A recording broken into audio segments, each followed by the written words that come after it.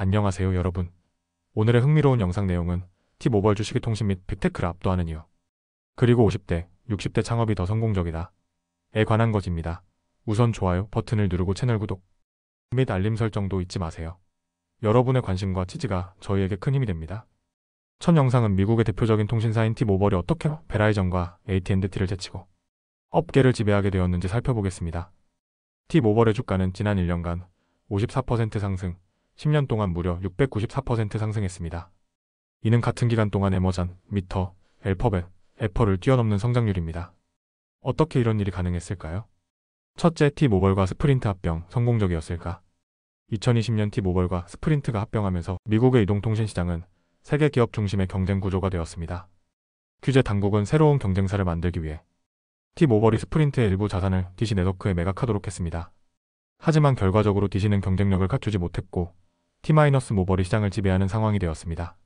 합병 전 베라이전 앤드 AT&T 시장 점유율 72%, T-모바일 앤드 스프린트 나머지 점유율. 합병 후 T-모바일이 스프린트의 자산 주파수 포함을 활용하여 급성장, 베라이전과 AT&T는 성장 둔화. 하지만 단순히 경쟁이 줄어서가 아니라 T-모바일이 적극적으로 시장을 공략한 것이 성장의 비결입니다. 둘째, T-모바일의 성공 전략 저렴한 요금 앤드 공격적인 투자.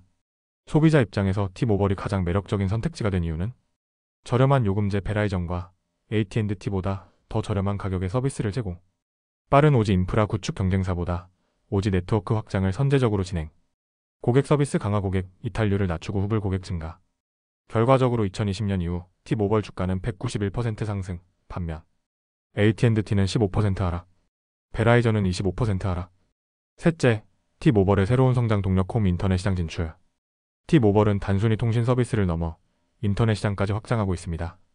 고정형 무선 인터넷 픽스트 와이어리스, 오지 네트워크를 활용한 가정용 광대역 서비스, 기존 케이블 인터넷보다 더 저렴한 요금으로 고객 유치, 기존 인터넷 업체 감캐스트, 스펙트럼 등의 위협, 광섬유 FTTH 사업 확장, 고객 충성도가 높고 가격 경쟁력이 뛰어난 사업 모델.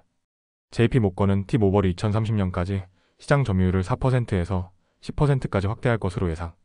즉, 기존 이동통신 사업뿐만 아니라 가정용 인터넷 시장까지 장악하려는 전략.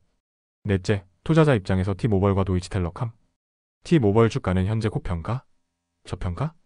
T-모바일 PE 비율 23배 높은 평가? 모회사 도이치텔레콤 PE 비율 16배 저평가. 투자 전략. T-모바일은 지속 성장 가능성이 높지만 현재 주가가 높은 편.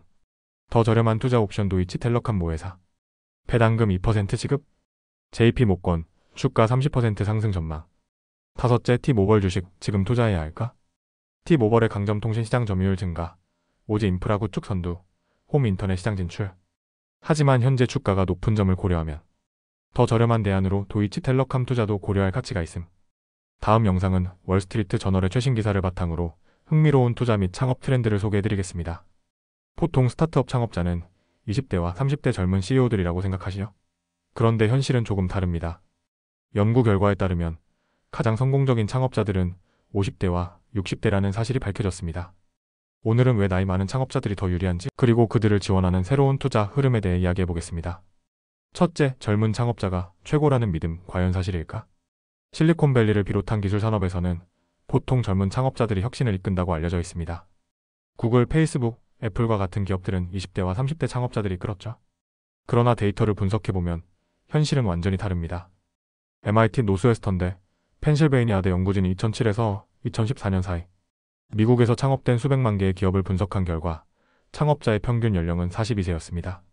나이 들수록 창업 성공률이 높아지는 이유. 그렇다면 왜 50대 이상의 창업자가 더 성공할 가능성이 높을까요? 업계 경험과 전문성. 오랜 기간 쌓아온 업계 경험과 인맥을 활용할 수 있습니다. 사업이 어떻게 운영되는지 이미 알고 있으며 트렌드를 읽는 능력이 뛰어납니다. 위기 대처 능력. 다양한 상황을 경험했기 때문에 문제 해결 능력이 뛰어납니다.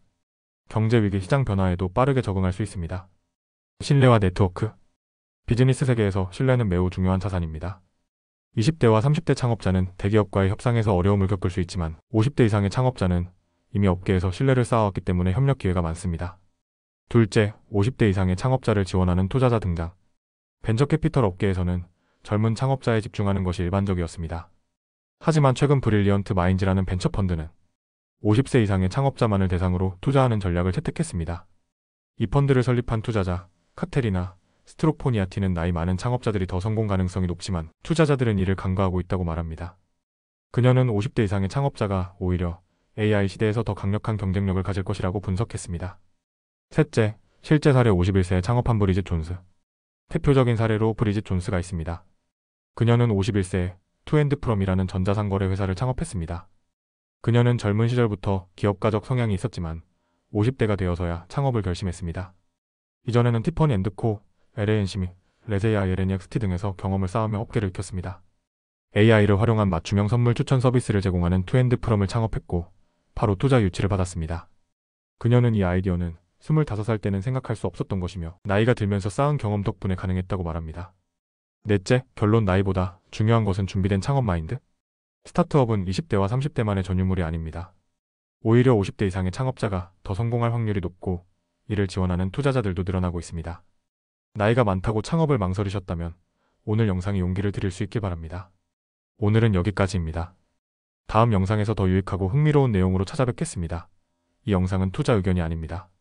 매우 감사합니다.